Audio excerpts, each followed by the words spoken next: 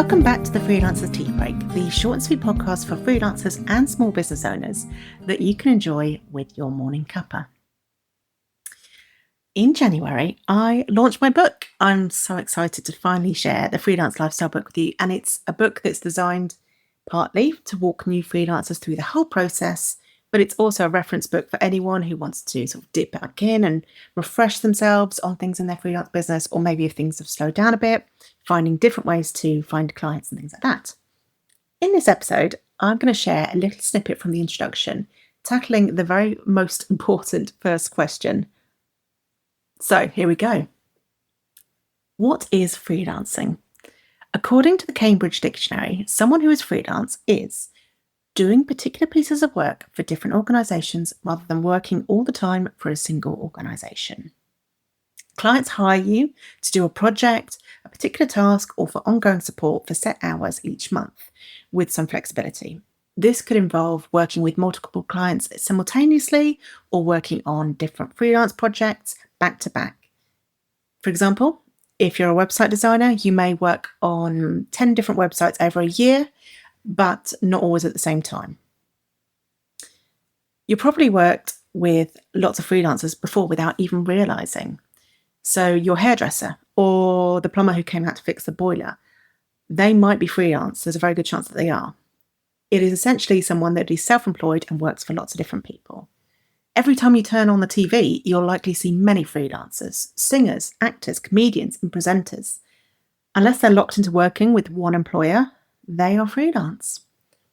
As a freelancer, you're in charge of all aspects of your business, from finding clients to doing your accounts and your marketing. All of this can feel a little bit intimidating, but you also get to do it in a way that works for you.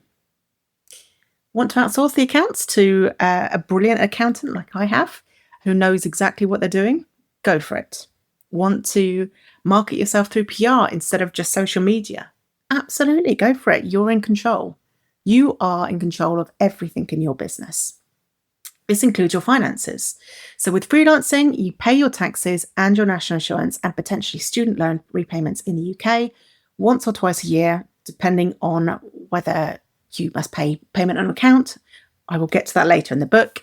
And so it doesn't come out of your monthly paycheck. You must put that money aside.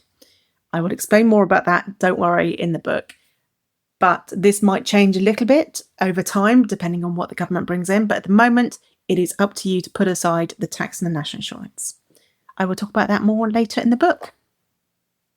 So that's a quick snippet of an introduction to freelancing. And actually, I'm going to talk about the term freelancing in a later episode, I think, this month, because it's really interesting how it's changed and how people use it. But generally, I think of freelancing as essentially you are self-employed, you run your own business, you choose who your clients are, but you work for multiple clients over a year. And it might be simultaneously or it might be one by one, but you have that control.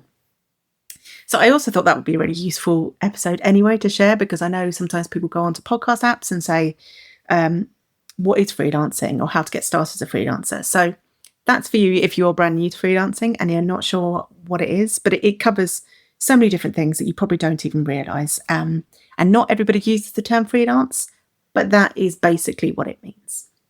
So I'm going to be sharing another snippet in the next episode, actually about future-proofing your business, which is near the end of the book. So you kind of get to bookend the chapters of the book there. And then I'll be back later in the week or later in the month for the next episode.